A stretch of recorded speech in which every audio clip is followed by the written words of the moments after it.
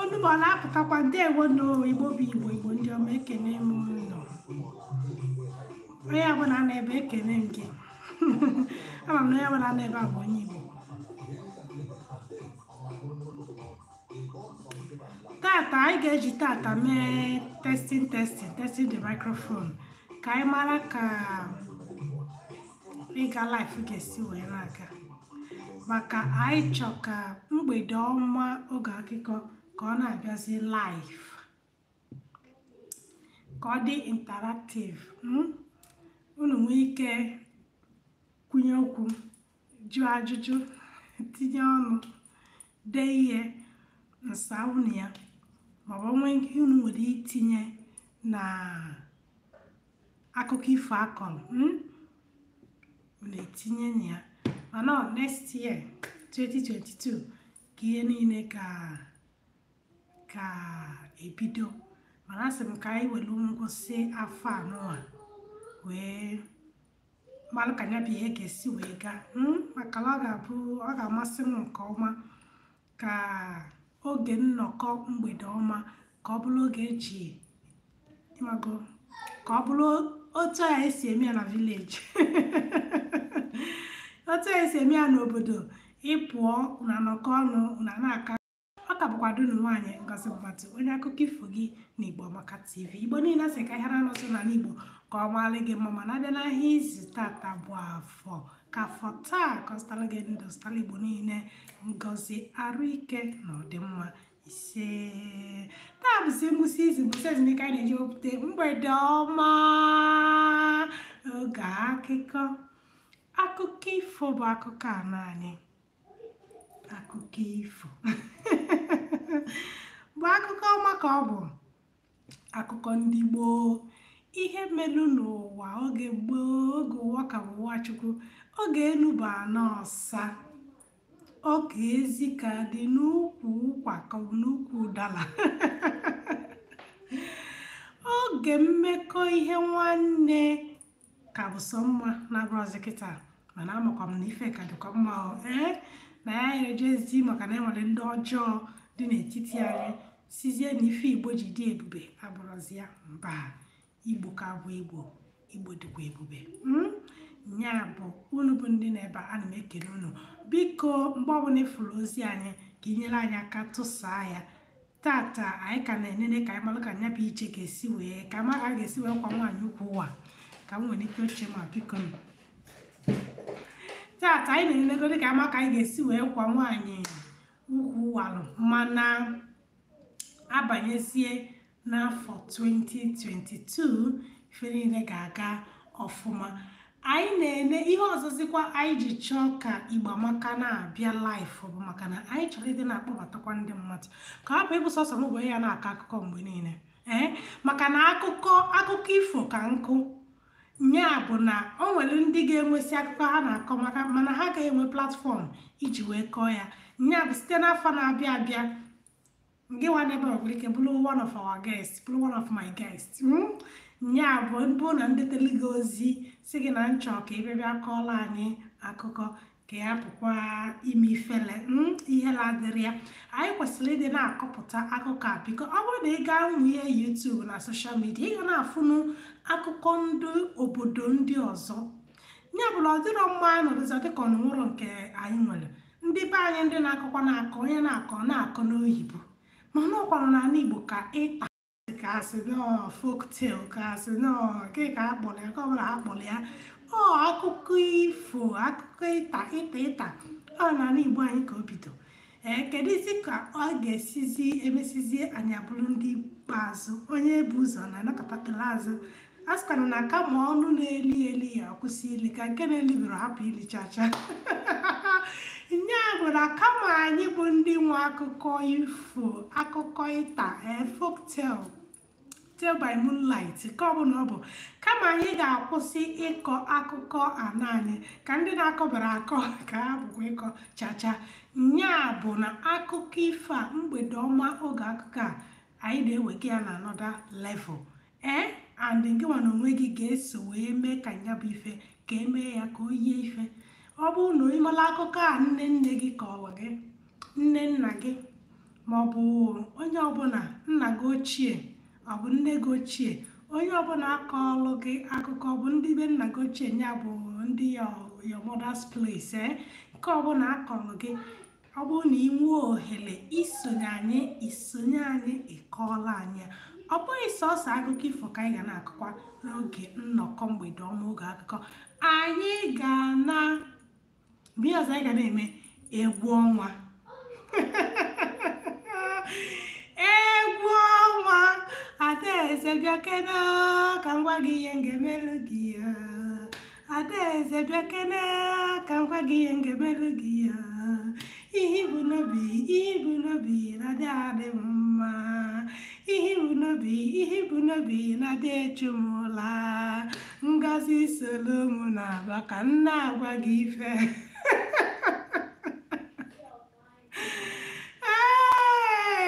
Igbilabịa ndị na-aga nwa kenelu m isi ndukwonyelu nwenu otu na mụ na ya mela ọkwụ mbụ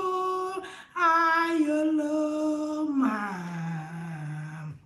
Onye na onye jelube enyi ya ọma dị ya n'obi, mmelele onye na onye jelube enyi ya ọma dị ya n'obi, melele ni enwe ji nibe ni enwe de nibe kwa ọkụkọ mpịa amaligo ncha mmiri n'onu okwu n'okporo oke osisi isi telu n'ọdụ nwata ji amị enu ọlịkata ọlịgolo tie ya mele mgbede ọma oge akụkọ ga-abụkwa oge anyị ga-eji wee na-ewepụta egwu ọnwa nya bụ ịmala egwu ọnwa ahụ na ụgụrụ oge ahụ nupelumpe na awụ ọrụ n'afọ ka ịkwadobe na ihe agụpụtasịla anyị fancha ihe a ga-awụ our own platform of documentation ebe ọ bụ na ndị na-ede ife odide kwere okporo unu odide ndị rekọdụ n'imere okporo unu rekọdụ mee ya ka ọ bụrụ egwu unu eleta ego okworokwa unu omume ka nke a bụrụ our platform ka people nwee ike access ya free of charge ọ bụrụ na ị bịa tinye egwu ọnwa Igbo na YouTube maọbụ na mpaghara social media o mee gịnị onwe ife ọ ga-ewepụtara gị ijedide ọ bụkwanụ na anaghị asaachị ụdịfa nne Ngozi ana m asaachịkwa maka na enwere m ụmụaka ọ bụrụ na ị chọọ akụkọ ifo ije na YouTube ma ọ jee na Google ịtaipụọ akụkọ ifo o mee gịnị ọ daretia gị ebe ị ga-eme gịnị ebe ị ga-anọ ebe ị ga-afụ akụkọ ifo maọbụ ihe ọbụla gbasara ihe Igbo anya ka anyị na-ekwu maka ya ihe ọzọkwa anyị ga-emekwe n'ime afọ na-abịa abịa n'oge nnọkọ mgbede ọma oge akụkọ bụ na anyị ga na-akpọtazi special guest ma ọ bụrụ ndị sụrụ oyibo ya bụ na anyị ga na-enwe ndị ga-esi ga-abịa nọnyere anyị soro anyị kọọ akụkọ ndị a ga-abịanụ ka mgbachi unu ihe anyị chọrọ ime next year ndị a ga-so as a special guest ga-abata sonyere anyị na mgbede ọma ọ bụghị sọsọ akụkọ ka ha ga-abịa akọ mana dịka na ọnọdụ mgbede ọma anyị bụ oge nnọdụ mgbede ọma oge akụkọ onye a ga-akọla anyị otu akụkọ ifo anyị agaghị ahapụ nke ahapụ ya bụ na onye ọbụla ga-abata ebe a dịka as a special guest ihe na-abụ ka ị ga-emela anyị ihe na-abụ anyị ga-emela anyị bụ nke mbụ bụ na ị ga-akọla anyị akụkọ ifo mana anyị akaghị kpebie ma akụkọ ifo ga-abụ ya bụ ihe izizi onye a ga-akọ ka ọ bụ okwusi ife ọ chọrọ ikwu onye a wee ka akụkọ ifo mana duto na ihe anyị na-eme bụ mgbede ọma oge akụkọ ọ bụla oge akụkọ ifo anyị che na ọ ga-aka mma na onye ọbụla ga-abata ebe a as a special guest na ihe izizi onye a ga-eme bụ ime gịnị ịkọla anyị akụkọ ifo kọla ya akụkọ obi adịla anyị mma ọ ya bụziwe ihe ọzọ chọrọ ikwa enwe ike ga-ege ntị ịmalụkwa ndị ma Amarachi Atama ga-abịakwa ebe ahụ ịmalụ nnọọ ndị ma na-emepụta ihe Igbo na-emegbu ọfụma inye anyị afa ha ka anyị degara ha akwụkwọ ka anyị afọ biko ha bịa mee gịnị ka ha bịa sonye anyị ka ha nwee ike welu ihe Igbo ọbụla ha maka nye aka ka anyị bupụta ya ka anyị kwalite ihe Igbo elu maka na ọ dị oke mkpa ya bụ n'afọ na-abịa abịa anyị ga na-enwe special guest bụ ma ngị nwa nọkwa ebe a ya bụ ngị nwa nọ ebe a n'ụwa mbọsị mkpalụga aka si gị bịa soro anyị mee mgbede ọma ime gịnị ịbịa nse ndeligili nke ị ga-eji wee bata ihe niile ndị abụchi ihe ndị anyị ga-etesti tupu afọ a na-agwụ anyị nwezi 2 weeks left ma so anyị mekwe next week anyị mee the upper week anyị ma ka ọ ga-esi wee dị maka na anabaghị ha na n'afọ 2022 anyị chọrọ ife niile kwụlọ ọnụ nya bụ ya ka ji ebido kịta ma mewe the testing anyị ga-ewepụtakwa akụkọ ifo dịka anyị na-esi akọ mana akụkọ ifo anyị agaghịzi abụ nke a ga na-akọ akụkọ ifo nke a ga-abụzi just my voice record ya na ife anyị ga-eji wee melụ ihe ngosi maka akụkọ ifo anyị maka na akụkọ ifo a ga na-abịa live ife anyị ga-eji na-enwe nke rekọdị na-abụ maka na akụkọ ifo bụkwa ihe nna like mụ ọ na-amasị m itinyelu ya ụmụazị ma ha lahụba ụla ọ bụ oge ịmago ịchọ ka itinye ya leburu gị nke agasịa ọzọ abanye nke agasị ọzọ abanye so onye mere anyị ga-ejikwa na-eme gịnị na-eme ya rekọdịn na upload ya mana ị gaghị na-afụ mmadụ anya nya bụ ọ ga-abụ a very silent moment ị ga-anọrọ n'ọnya bụ akụkọ bụrụ otu a ka o si wee dị onwe ife ọzọ anyị na-echefu ikwu tata adịghịkwa m ka onwere ife ọzọ anyị na-echefu anyị agaghị na-egbukwa oge unu n'agbanyeghị na anyị chọrọ ịdị na-abịa live. Anyị egbukwa oge ọ bụrụ ihe 30 minutes 30 minutes maka na ị ga-abịa na ọ bụrụ na ịbata live ị ga-eche ka ndị mmadụ connect ya ịbịabịa kpọbatakwa ya ga-ekwu okwu nke ma ịbịa kwukwu okwu ikene ndị mmadụ ifu na ife ndị a na-eme gịnị ọ na-egbu nchọ ka mme gịnị ka m reduzuo ka nchọga reduce ka oge anụnwa ka onwe ike wee dị gịnị constant. Ihe ọzọ anyị ga-emekwa bụ na oge series of learning ga-ebidokwa bịabakwa live. Ihe njiwe chọọ ka ọ bịa live bụ ka ụmụaka maka series of learning bụ oge anyị kwuru na anyị ga-eji wee na-eme gịnị na-amụ ihe nya bụ onwe ihe ọbụla anyị nwere ịmụ ụmụaka nwee ike wee mee gịnị wee sonye anyị nya bụ from next year our series of learning ga-ebidokwe. Ọ ga-abụkwa mbọsị ụka. Akụkọ ifo anyị ga-abụ n'elekere 8 ya bụ 8 p.m. mana series of learning gaghị agwa gị time ọ ga-eji wee bụrụ kịta maka na ngwa gị a na-enwe m ike ngaghị maintain nwe ya ife ngaghị eji maintain nwe ya bụ na ya bụ mbọsị ụka ịmago mbọsị ezinụlọ mbọsị anyị ji apụkalị apụ onwe ihe anyị nwere ike ịna-elu ụmụazị anya special anyị na-elu ha anya obe a chọrọ ịga special anyị nwee ike kpọrọ ha wee gaa so nga asị gị na oge dị otu anụnwa ka anyị ga-eji wee na-eme ọbụla ọtọ kpọmkwem mana abụ na-abanye next year anyị ma ka anyị ga-esi wee na-eme mana ọ ga-adị mma ndị jere ụka jesie ụka nata ndị pụrụ apụ pụsịa nata anọlụ wee mee gịnị anyị wee mee nya bụ series of learning. Nya bụ ka ịkpọta nwa gị so jee gotere nwa gị akwụkwọ gotere ya mkpịsị eji ede ife oge ga-eji wee na short maka anyị ga na-emecha ma nke ndị oyibo kpọrọ dictation anyị ga-amụ maka oge anyị ga na-amụkwa mgbakọ na mwepụ nya bụ maasị ọ ga-abụ kama ị ga-asị nwa gị 1+1 ka ị mara ihe ị ga-agwa ya nya n'Igbo mgbakọ na mwepụ ya bụ ihe ndị a bụ ihe anyị chọrọ ime n'afọ 2022. Kunụra bụ ndị sonyela anyị tata ana m ekene unu daalụnụ nke ọma. Ọ ga-adịkwa n'oge ọzọ dịka anyị si wee kwuo na agaghị achọ ka anyị na-egbu oge n'ihe gbasara akụkọ ifo nke ọlụ n'ofe akọ ka ọ dị mgbe ọzọ n'izu na-abịa abịa anyị mechaa